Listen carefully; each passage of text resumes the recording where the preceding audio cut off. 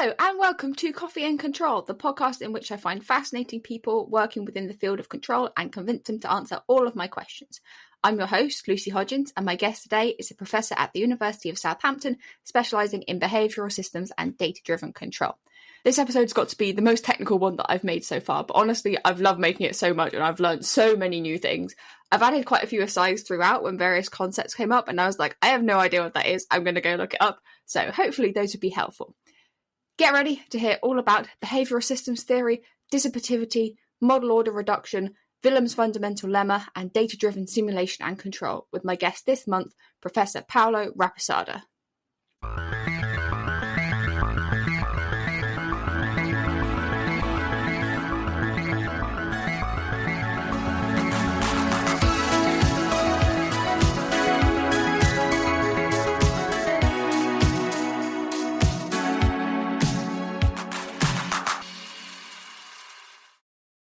So my name is Paolo Rapisarda. I work here in Southampton since 2005, so it's 20 years. I came over from Maastricht, and before that I was working in Trieste, in Italy. I've done my PhD in Groningen, in the Netherlands, under the supervision of Willems. So your PhD was focused on linear differential systems, so specifically considering systems from a behavioural point of view, right? So before we go into the specifics of this, I'm interested as to how this PhD came about. So how do you first get interested in control and what led you to pursuing a PhD in this area? So first of all, I have a master. In Italy, it was integrated at the time, master and bachelor, in computer science. I was actually not particularly interested in systems and control until I hit my third year of university. I was much more interested in linguistics or computational linguistics, shall we say it like this. Then I found a very inspiring teacher, and for my master thesis I did system identification in the behavioral framework. Then what happened was that I got a very simple result. I packaged it as an internal report. I sent it over to Jan Willems, just like this. And he was very kind and invited me to do a PhD with him. So I'd like to discuss the topics of your PhD in more detail. So I think the plan is to run through each chapter separately, going through kind of what you did, not in too much detail, but kind of what you did and then what you've done since then. So I have the chapter list here. So first, I'm dealing with continuous time system. That's where the differential comes. So these are linear systems, time invariant, so described by systems of linear constant coefficient, higher order differential equations. The problem is how to build a state variable from such a system of equations. That's the second chapter called state construction, where I introduce the notion of state maps, so polynomial differential operator that acting on the variables of the system produces a state variable according to a certain very axiomatic definition of Jan Willems. So that was my first breakthrough, and that was a long time ago. The paper is in Science, Journal Control and Optimization. So the paper in question is very simply titled State Maps for Linear Systems, and we're going to cover a bunch of topics related to this paper in more detail later on in the podcast. But if you want to read this in full, I have, of course, left a link to it in the show notes. Then I was lucky enough that I was around in Groningen while Harry Trentelman and Jan Willems, Harry was an associate professor at the time, were developing the concept of quadratic differential forms and bilinear differential forms. The whole point was how to represent algebraically and work algebraically with functionals of the system variables involving higher order derivatives. So there's a very nice algebraic structure. So I picked over from that. I sort of refined my results on state maps to introduce or formalize the concept of balancing, which is used in model order reduction and so forth. I got, in my opinion, a very nice result when talking about J-spectral factorization Paolo has casually name-dropped a lot of interesting and important concepts here. So quadratic differential forms, balancing, and model order reduction we're going to come back to later in the episode in more detail.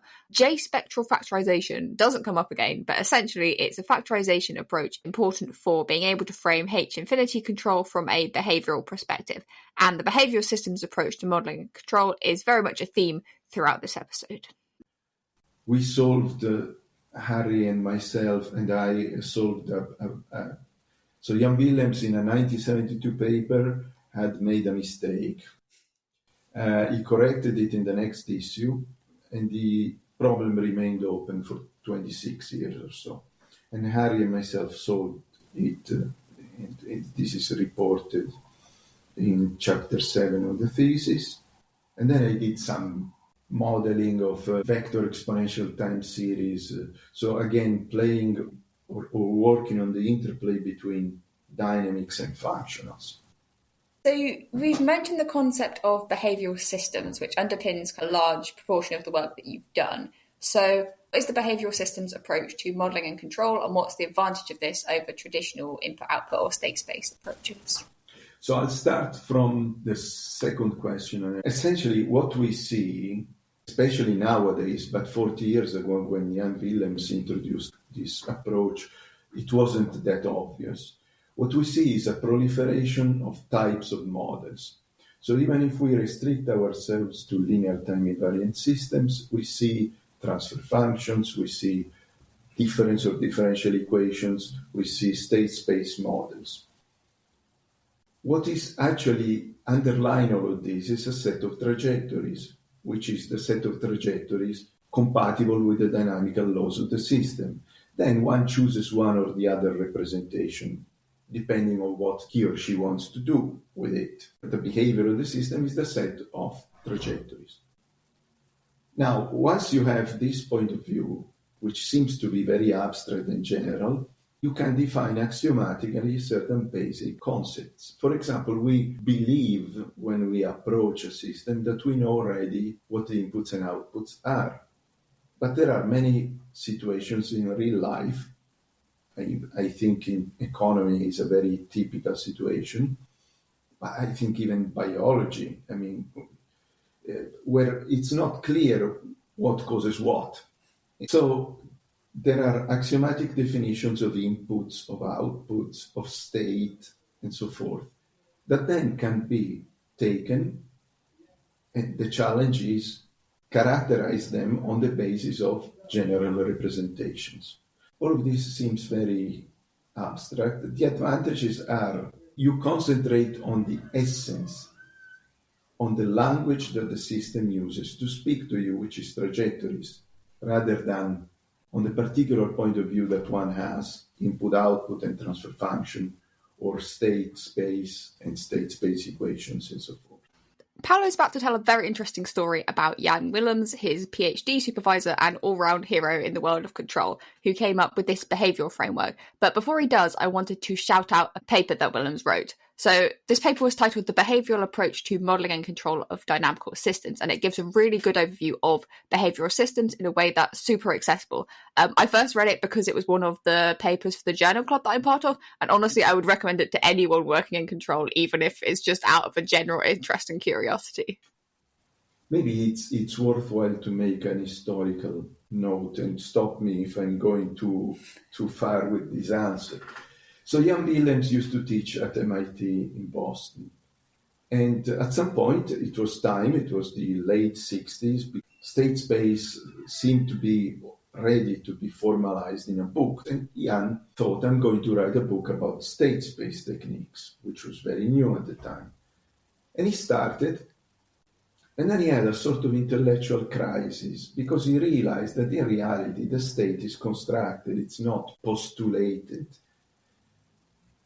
That stopped him writing a book that he never wrote, actually. Having this crisis, he continued to work by all means in state space. But, he was one of the many fantastic characteristics of Jan was being very tenacious. And come 1978, so I would imagine about 10 years later, He said, look, the central point of view in systems and control must be the trajectories, not the representation. And that's when the behavioral approach started.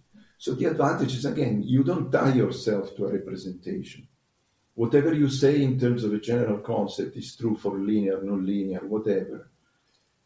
And then, of course, you need to work with data, for example. And so you develop algebraic or whatever techniques to deal with the arising of this general concept in that particular context. This point of view has, for example, made it possible to approach data modeling, coding, in exactly the same tools, theoretical tools, adapted to the fact that when you do codes, you work on finite fields and so forth. A lot of papers in this area mention the concept of tearing and zooming in the context of system modeling. So could you explain kind of what this entails and why it's useful when constructing system models? This is relates very much to the sort of intellectual crisis that Ian Willems had when preparing this book. How do you describe how do you create a model of a complicated circuit? Let's take even a linear RLC circuit. Well, as a human being, you may have some sort of intuition, but a systematic point of view would be the following. I have certain variables that I'm interested in modeling, for example, those coming out of a port, but not necessarily. I could be absolutely interested in the voltage across a capacitor deep inside the circuit for my own personal reasons. Yeah? So I identify these variables. Now I realize that in order to model these variables, so first of all, it's too complicated to imagine that I look at this circuit and suddenly I see the equations. So what I do is I start tearing it apart in smaller sub-circuits. These sub-circuits, this decomposition, this tearing apart can be hierarchical, and we can end up, in fact, I suspect, a standard circuit modeling package will do exactly that. It ends up at the scale of constitutive laws of the elements, Ohm's laws for resistances, and so forth. Then I put together these models. I realized that, for example, I need to introduce the currents or the voltages in the internal branches. So besides the variables that I was interested in modeling at the beginning, I introduced auxiliary variables. So I tore it up, the system, I zoomed in the subsystems, I modeled the subsystems, I put them again together, imposing, for example, that's, like when you connect two cables, that the current flowing is the same. So that is what tearing and zooming is. And as you see, there is no state. There's just a bunch of equations. And you would come up, not even if we agree on the names and the ordering of the branches and so forth, you would come up with a completely different model from mine. So our descriptions must be the same, must describe the same thing, assuming they're correct, of course. What is common to the two? The circuit. And the circuit, I only know it by measuring data. So, chapter 3 of your thesis was concerned with state construction, kind of how to compute a state space representation of a system from its behavioural representation, right? So, could you give an overview of how this is carried out? So, in the case of the third chapter of my thesis, it's done in continuous time. I'll first do it in discrete time, although it's not my work, but it relates very much. The basic property of state is the following. I want a set of conditions between the past of a trajectory and the future of a trajectory for them to be concatenable, typically because we are dealing with linear time-invariant system as time t equals 0. If they're concatenable, the future and the past of this trajectory must have the same state. That is the state as memory. Of course, all of this is formalized axiomatically. Now, all of this becomes very easy in discrete time. You literally, it's something I did yesterday for my third year system identification students. It becomes very easy in discrete time. It's literally just sliding coefficients in time. In the case of continuous time, because you need to adopt certain solution spaces for the differential equations, I realized that if I would integrate by parts, the effect on the algebraic representation of the equations would have been the same as in the discrete time case. So I introduced this notion of shift and cut. I take the equations, or better, their algebraic representation, I do some very simple manipulations, algebraic, purely algebraic, and I get these famous conditions for concatenability. So that is what happens in chapter 3, what happens in state maps and so forth. Why is it important to have a state representation of a system, and why is it useful to derive this from the behavioural representation rather than carrying out system identification directly from the data? State is extremely important. That is why this was the first question that Jan Willems asked me when I was a PhD student. What is state and how do you derive from the equations? The reason why it's important is it's a first order representation. So, for example, if I want to do simulation, it's fantastic. If I want to do control, it's also fantastic, although now I don't want to open a complete academic digression of why control should also be done at the level of external trajectories. So the state is important, yeah? Now, why is it important? So, again, you need to do it from the equations, higher order differential equations, because that is what comes from any tearing and zooming, so any first principle modeling procedure. Jan Willems was extremely critical of books that start with a state space representation. The state is constructed, not postulated a priori. Good. Then, why not doing the system identification? It's very nice, your question, because actually the way people model or obtain a state model from data, from input-output data, is precisely using state maps and behavioral concepts. It's what I teach to my undergraduate students in the third year. So, it's exactly what you do. Of course, people who don't adopt the behavioral point of view will start from a representation. So what they will assume, there is a state, this is the representation, and then they work with the representations. But that obscures the simplicity of the idea, which is that actually we're intersecting the row spaces with past and future Hankel matrices. So doing state space modeling from data is exactly behavioral. A few years ago, you published a paper concerned with how to define the notion of a state for linear time-varying systems. So what were the challenges faced when developing a theory for LTV systems, and how did it need to be altered to account for this? So let me first maybe tell a little bit how that paper came about. I had been very busy with administration for a long time. And I picked up this problem because I thought that it would be simpler to warm up again, once I left these heavily administrative positions.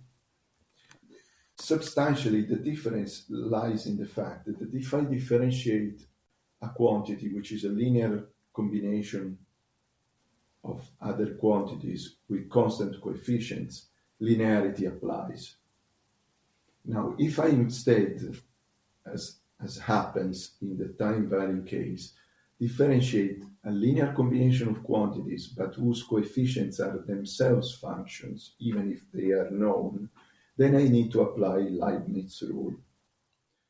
Just for a little extra context, Leibniz rule is simply a generalization of the product rule of differentiation. So all of the tricks that I had used in the linear time-invariant case needed to be adapted. The way in which they were adapted, it's just a matter of integrating by parts, but taking into account that you're dealing with a product of two functions, not anymore with a constant times a function. Mm-hmm. It's not as simple as integrating that.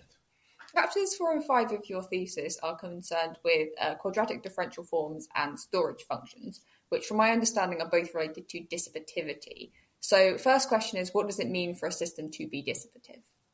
Okay, so this again follows from this incredible intellectual journey of Jan Willems.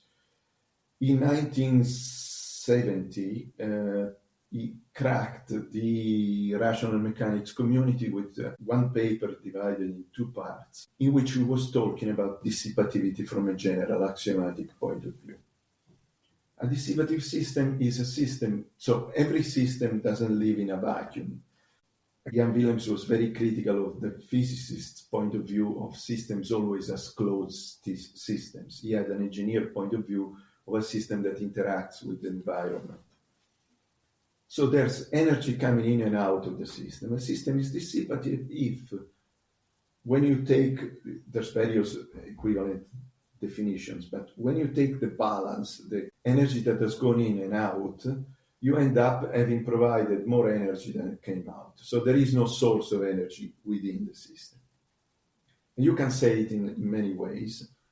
An equivalent way of saying what I just said, again, mathematically, is that the rate at which I supply energy must be greater than or equal than the rate at which the system stores the energy. The latter is measured by a storage function. All of these seem to be very abstract, but in reality, for example, in 1972, Jan Willems wrote a fundamental paper on the algebraic cut equation, optimal control, and so forth, purely based on dissipativity, showing how optimal control was related to dissipativity. I think you've mentioned this a little bit already, but could you explain how quadratic differential forms and storage functions relate to dissipativity? So let's go forward 20 years. Now we're dealing with behaviors, we're dealing with higher order systems. So one needs to develop a series of techniques in order to define what a dissipative system is when you don't have a state at the level of trajectories. One needs to even formalize the concept of a quadratic differential form because the functional that describes how the energy comes in and out is a functional involving higher order derivatives. It's not the product, it is still the product for electrical power of voltage times current, but this voltage and current are themselves linear combination of higher order derivatives of the internal variables of the circuit. So Paolo just described the relationship between the energy coming in and out of a system as a functional, and I reckon some people listening might be wondering what a functional is and how it differs from a regular function.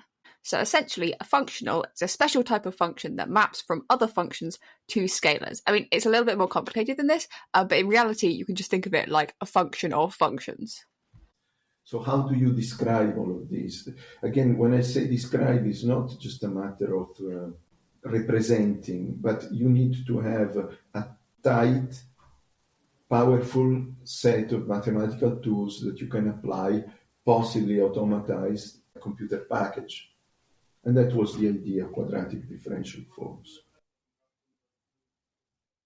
I would like to move on now to discussing chapter 6 of your thesis, which I understand it extended the concept of balancing to behavioural systems. So what is a balanced system in the traditional sense, and how is this reflected in the behavioural approach?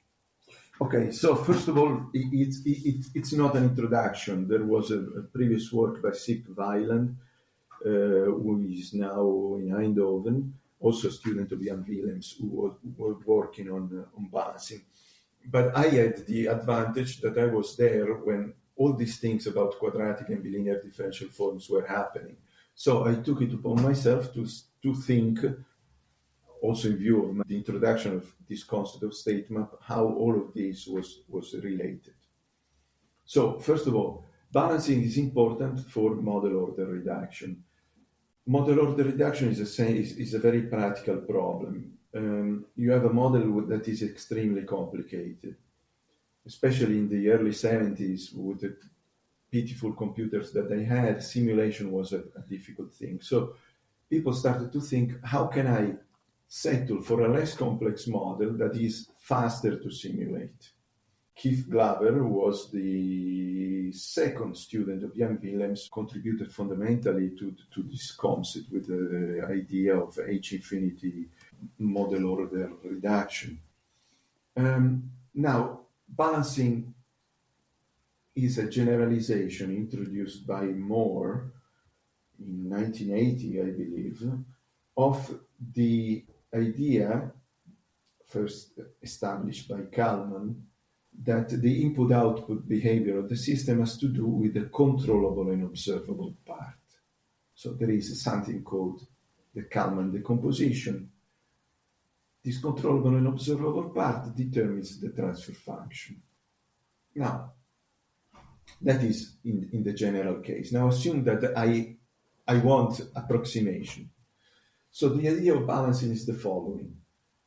I am going to modify the basis in the state space so that states which are difficult to achieve, to reach, and from which little energy in the sense of output norm comes out, I can discard them because they contribute in a sense little. It's heuristic, yeah? It's still after 40 years a heuristic technique, but extremely useful.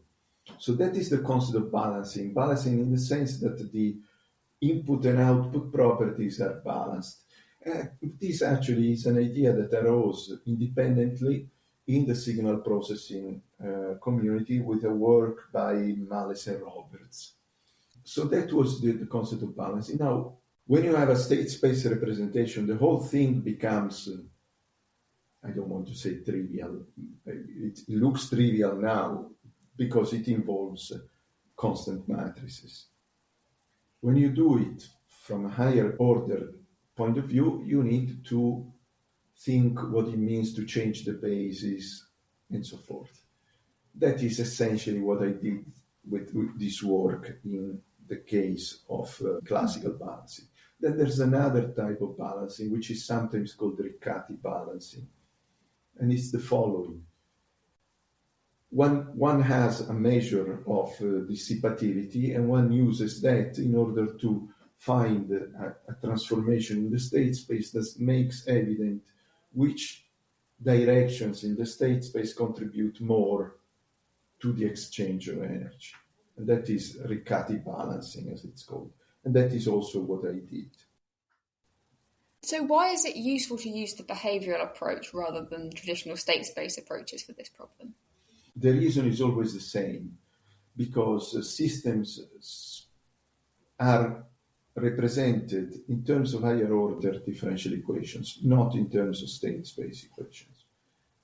That is our firm conviction, which is confirmed in its validity by the recent boom of data-driven methods, in which, because of the complexity of the system, it's pointless to think in terms of models, and one takes data, but data are just the instantiation of a trajectory. So quite a few of your works focus on model reduction for dissipative systems. So could you explain how the approach to model reduction differs for these types of systems? Just in the concept, the idea of model order reduction is always the same. Identify, so you have a criterion about what is important in terms of the input-output properties of the system. You balance the basis in the state space in order to reflect this criterion. Then you look at directions in the state space that contribute less to the satisfaction of this criterion. You discard those. And you end up with a system which is, for the purposes that you are trying to capture with your criterion at the beginning, a good approximation of the original system. You mentioned kind of the importance of preserving particular properties of the system, so dissipativity, stability as well. Are there any other system properties that could be important to preserve in certain contexts? There are techniques, for example, Porte-Mittonianity, which has been developed also in Groningen by Arjen van der Schaft, another student of Jan, although he did it for not in a behavioral framework. The current rector of the University of Groningen is a student of Arjen van der Schaft, and she established balancing for nonlinear systems. You may be wondering what port Hamiltonianity is and exactly how it relates to regular Hamiltonian systems. This was certainly something I was wondering. So, port-based modelling is a framework that represents systems as three components. So you have a dynamic energy storage element, a static energy dissipative element, and a static energy routing element. Port Hamiltonian systems are those where the dynamics are given in Hamiltonian form, but you have added energy dissipating and external interaction ports. And because this is a useful structure, it's something you might want to retain when computing a reduced order model of your system. Also, this same idea works for nonlinear systems with port Hamiltonian structure. So the researcher that Paolo mentioned, Jacqueline Sherpa, wrote a cool paper on reducing nonlinear, non-observable port Hamiltonian systems to ones that are observable, which obviously seems like a very useful thing to be able to do. Another idea is variationality. Variational systems, Lagrangian and so forth, you would like to preserve. In general, you see, you have very good reasons why you want a certain property to be preserved. So you want your approximate systems to also enjoy that property, because that's what you modeled, the type of perspective you've adopted on the system to start with. This ties up with a lot of things that happened already 30 years ago also in general engineering. So the notion of variational integrator, solving numerical equations, but in a way that it preserves the variational nature of the underlying dynamical system that is, going on. If you have a mechanical system, you would like to keep this momentum configuration variable structure, even if actually the new configuration variables are completely fictional, because they're a linear combination of the old ones. Okay, so I'd like to move on now from your PhD work to discussing your work on persistency of excitation and the fundamental lemma. So first question is, what does it mean for a function to be persistently exciting? So we're talking about inputs. So there's a clear distinction now between inputs and outputs.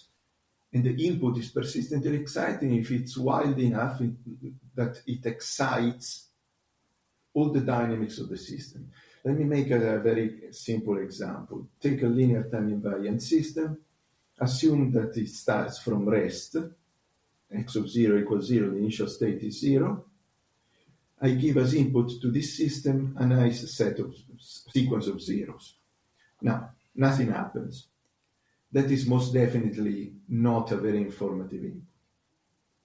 So the question was how to define this wildness or sufficient richness, persistency of excitation, and how to formalize all of this as a general framework. But at the time, it's kind of curious. What happened, this is by far my best quoted work. It's curious how it happened. So I used to go from Maastricht to Leuven, where Jan Willems had retired and where he was teaching as an emeritus, once a week on Tuesdays. I would arrive there, I would work the whole day, and then I would go home back one. So one day I arrived and Jan tells me, look, we cannot use my office because I have a visitor, placed him there to work. So, okay, let's look for a lecture hall which is empty. Took a while. In the meantime, time goes on because, it's term time. Finally, we find the lecture hall and Jan tells me, by the way, I need to go away early today because I have a dental appointment. So this leaves us 2 hours in which Jan asks, as it was very typical of him, a question that had nothing to do with what we had done the week before, or we were doing in general. So what is persistently exciting and so forth. And in 2 hours, this very simple result came up. This characterization of persistency, this definition, and what later on we didn't call it this way. Some people call the fundamental lemma. Now we are trying to steer it back to be called the Willems lemma. Essentially, using persistency of excitation to create slices, if you want to call them windows, temporal windows of data that represent the system dynamics. Next question was going to be, how would you summarize the fundamental lemma? It's essentially, the fundamental lemma is the following. Again, let's go discrete time.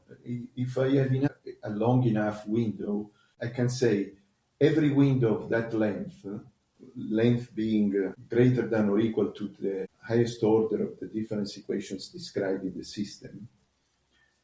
If I have a window of that length, and my input is persistently exciting or sufficiently high order, then every window of every possible trajectory of the system can be generated using one sufficiently informative trajectory and its shifts.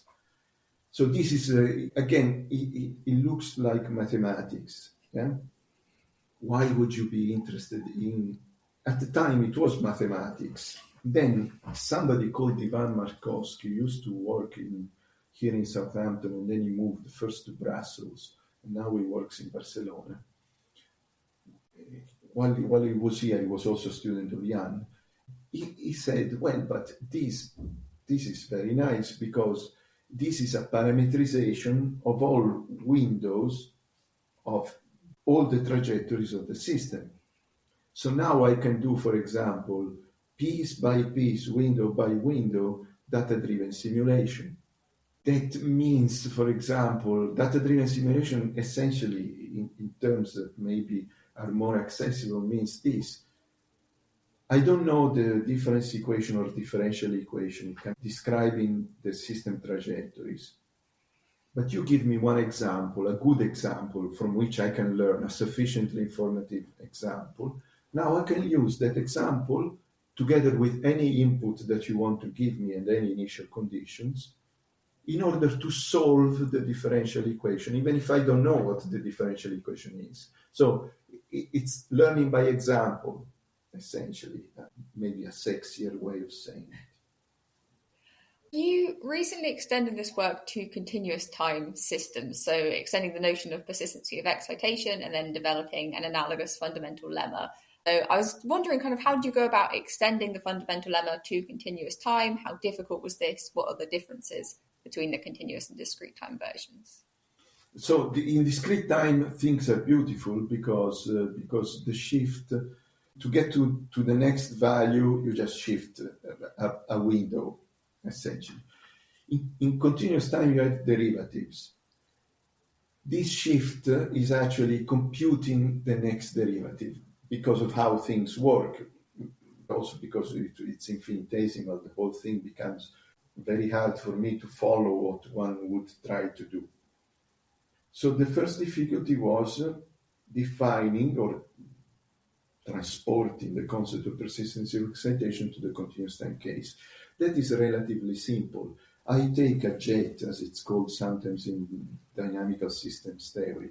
So a vector consisting of the function and the variables described in the system and their derivatives up to a certain order. And then I ask myself, is knowing in this ideal world where I would know the functions and the derivatives of higher order, would this be enough to evaluate, to determine uniquely a model, the differential equations? So that is not particularly difficult if you know a little bit of this algebra that we've been working on for a long time. The real challenge was good. Now I have a definition of persistency of excitation, but how do you put it in practice? Our life is in continuous time, but engineering systems work on the basis of sample data. So I briefly considered the idea of sampling, but then I came up with a lot of conceptual difficulties. If I sample, I don't know what happens between one sample and the other. Because I don't want, when I have a data-driven approach, to assume anything about the system. It seemed to me like cheating. I mean, sampling would involve some level of insight into the system. that I wasn't willing to concede to myself. So I said, okay, so how do people in other areas of mathematics, how do they represent functions? And one way is approximation theory, so basis of functions. Fortunately, I'd spent a sabbatical in Kyoto pre-COVID, and Professor Ota from Kyoto University had introduced me to this notion of orthonormal basis of functions. I picked this up. I realized that, for example, in numerical analysis, Chebyshev polynomials have been used since 150 years to represent functions over an interval. From there, it was kind of straightforward. It's a basis. So if you have enough of these terms, you have a good approximation, and then everything follows. In fact, by now, the extension has been done in 4 different directions in continuous time. So there's the orthonormal basis, the Chebyshev way. There's what I call the Gramian way. There's the data matrix way. All things that I've done with colleagues from Germany in this case. And there's another one that I forgot. I just wanted to jump in here with a quick intro to Chebyshev polynomials. So, these are a type of basis function defined as the solutions to the Chebyshev differential equation. Basically, they're a specific sequence of polynomials, each with an order greater than the last. And because they're a basis function, it means you can use them to construct any other function, assuming you're allowed to use infinitely many of them. Or if you only have finitely many, you can approximate a given function. There are also other different types of basis functions, but my friend from Journal Club who introduced us all to behavioural theory insists that Chebyshev polynomials are the best. So in addition to developing a continuous time version of the fundamental lemma, you've also been working on extending this work to work out the minimum length of input data needed to uniquely identify a system. So firstly, how did the idea for this come about? The idea didn't come to me. It came to my colleague Kanat Chamlibel from Groningen. He was trying to understand, so the fundamental lemma exploded in data-driven control. Everybody was using it. But it's extremely wasteful. To guarantee this sufficient persistency of excitation, you need to have a lot of data, because it has to do with the rank of matrices. So you want the number of rows of the matrices is large, and so the number of columns, which is related to the number of data that you gather, is very large. So he started working on this. He asked me some questions. So finally, we got to the minimal. It's very important because in some practical cases, you cannot go on for a long time with your experiment. You also want to be parsimonious in generating the input. So there's all sorts of related problems. So this was born in this general context of the persistency of excitation condition is beautiful, it's sufficient, but it's not tight, it's not necessary. What is a necessary condition? That's once I get a necessary and sufficient condition, I know the minimum amount of data that I can use. And from there, I would be able to use the minimum. In some cases, there's plenty of data. In some others, no, and you need to know. This leads quite nicely onto a discussion of data-driven control. So how do you first end up working in the area? So I saw this area exploding, and only recently I joined it. I joined it back because with Ivan Markovsky, we had done LQ, linear quadratic regulation, and optimal finite horizon control using data only, because it becomes a very trivial problem. Once you have the fundamental lemma, it becomes a trivial problem of optimization over finite dimensional spaces. Really. So, Ivan was the one who, ran with it. Recently, I joined again in the continuous time iterative learning control case, using these ideas of basis. In the multidimensional cases, so when you have two independent variables. It's a late introduction of myself to this area, but there's so much to work on that is very, very exciting. How would you define data-driven control? Is it just any controller that doesn't use a model, or does it have a more precise definition? I think the general understanding of the term is what you just said, something that does not use a model. I don't have preconceptions. I think that being dogmatic about things, it can use a partial model. There are, in Stuttgart, they've been working on sort of gray box data-driven control in which they know something about the system. I think that it would be silly not to use insight if you have. So in general, whether partial or no knowledge, whatever uses as little data as possible, even as little insight as possible, no. Whatever uses data is data-driven. What are the main benefits of data-driven approach to control, and are there particular systems where it's especially beneficial? I think that the data-driven control is born out of a very practical problem.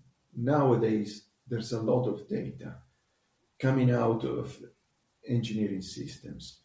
In theory, for example, a platoon of cars moving on a highway and communicating with each other, these were already attempts some 30 years ago in the States to reduce traffic and reduce pollution. You can imagine that there's a lot of data there, that any model that you may develop for a car is going to have to be ported to the next brand, the next make of the car. But even it wouldn't work even for that particular car because the tires get worn out, friction coefficients change, and so forth. So there is a real need to do control in challenging areas where there is no model, and where even the idea of a model is, in a sense, futile because the model changes. Then there's, I hesitate to say this, but I think it's not meant as a critic of work in nonlinear systems. There is the failure, essentially, of developing viable approaches to nonlinear systems. So what you're left with is local approximation of the nonlinear system, and that is, again, a situation where, if you don't have the equations which you want in general, data will come in handy, and where your data will be locally used to generate, for example, a linear controller and quickly discarded, or not so quickly, depending on how non-linear the system is. And here, development in the last 25 years, like originally model predictive control, or at least ideas coming from there, have been very useful and are being translated into data-driven predictive control, or as it's called now, DeepC.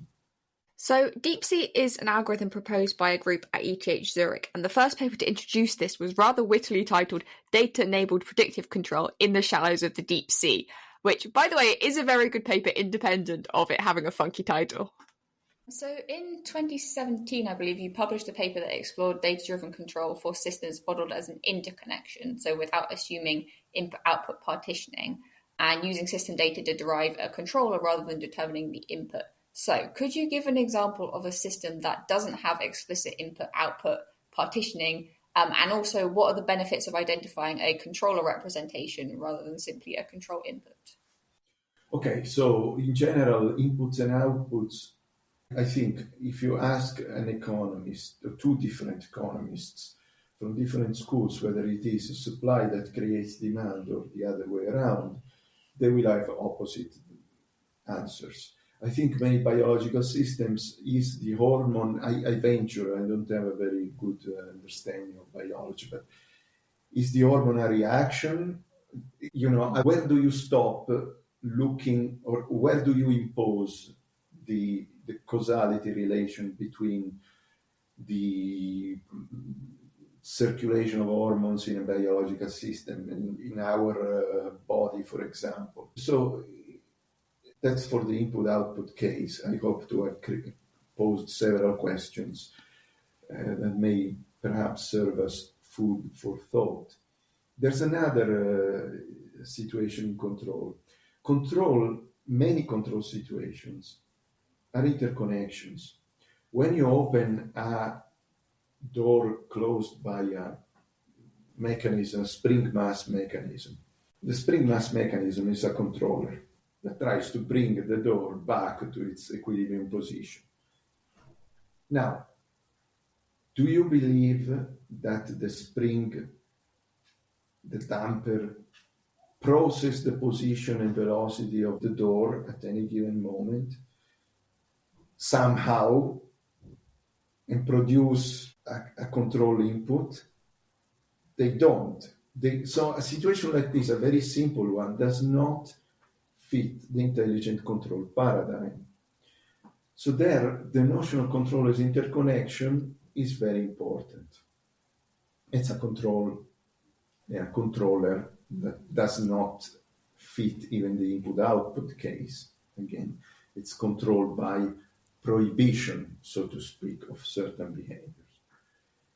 Now, you are asking the question whether, I hope to have given you examples without entering into the data control area where this is relevant.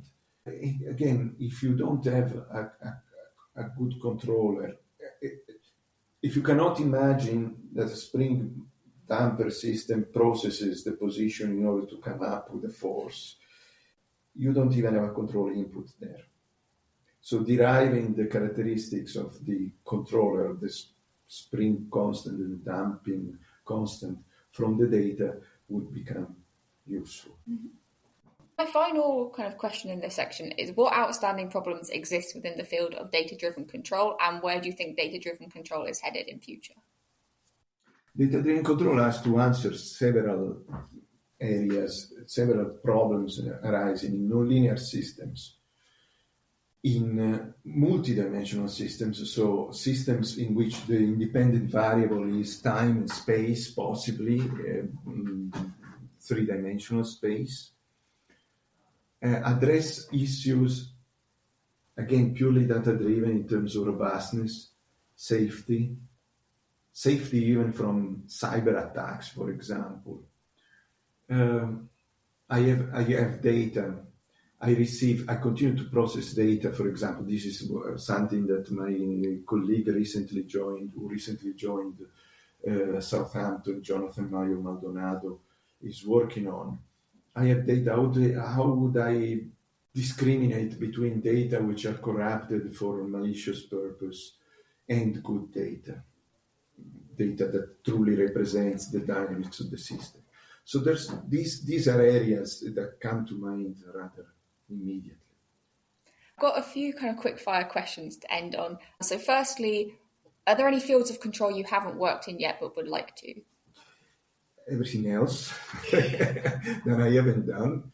But my brain power, now I don't have the administrative job to hide myself behind the excuse of that.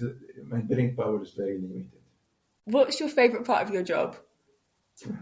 My favorite part of the job is being alone with a problem, typically in my office, in front of a whiteboard, or because I am lucky, like many mathematicians, I can carry my problem in my head while I drive, while I garden, while I walk home, and so forth.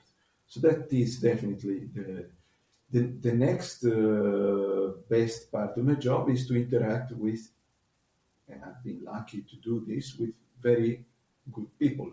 I am here to learn on this planet, given the job that I do, and I've been very lucky to have been called to play, not for my merits, but just lucky to play with the big guys. So I'm somebody playing not even championship, but lower ranking, and people like Arjen van der Schaft, Willems, ask me questions, and I have contributed to the answer.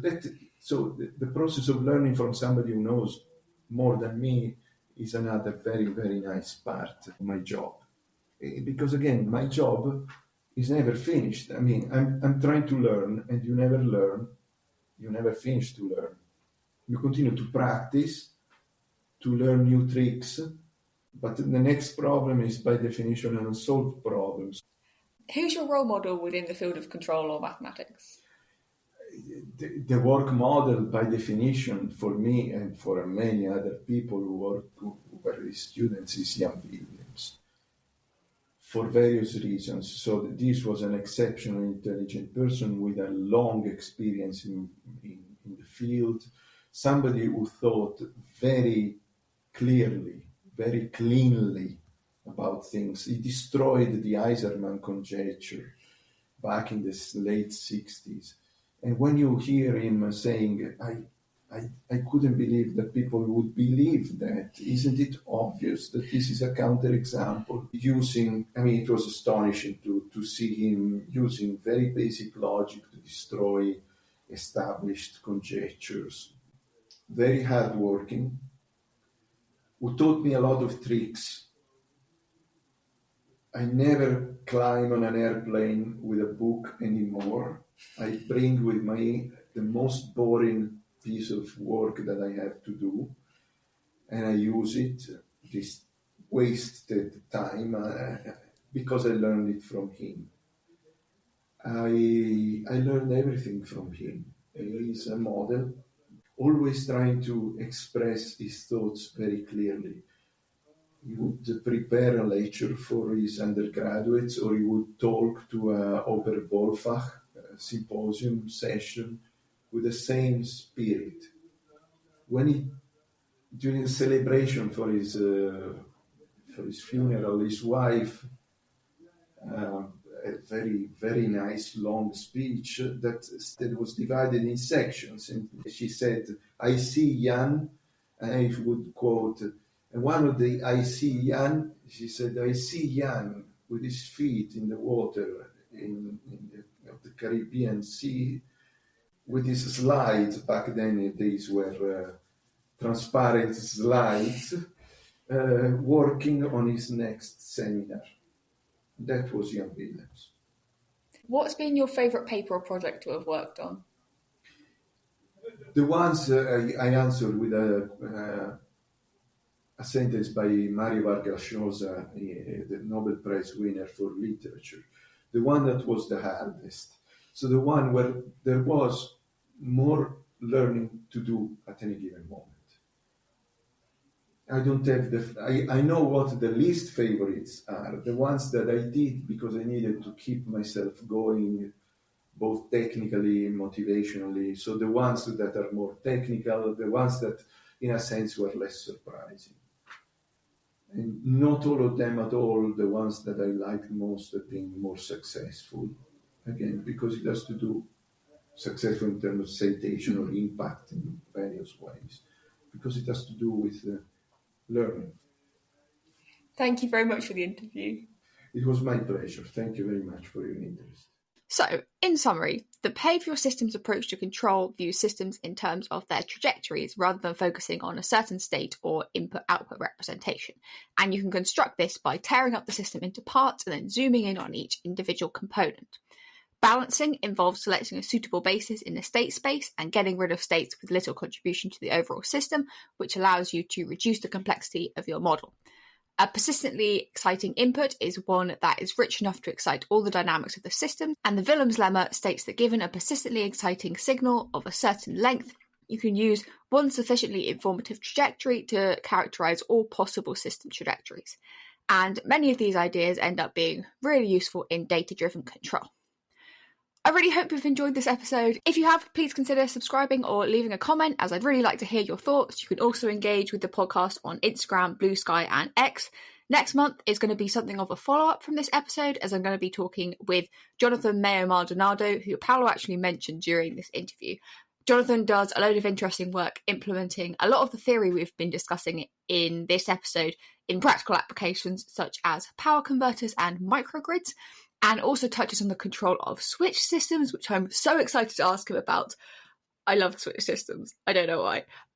So plan is to have that ready for the 1st of May, but until then, as always, I hope you have a really great month.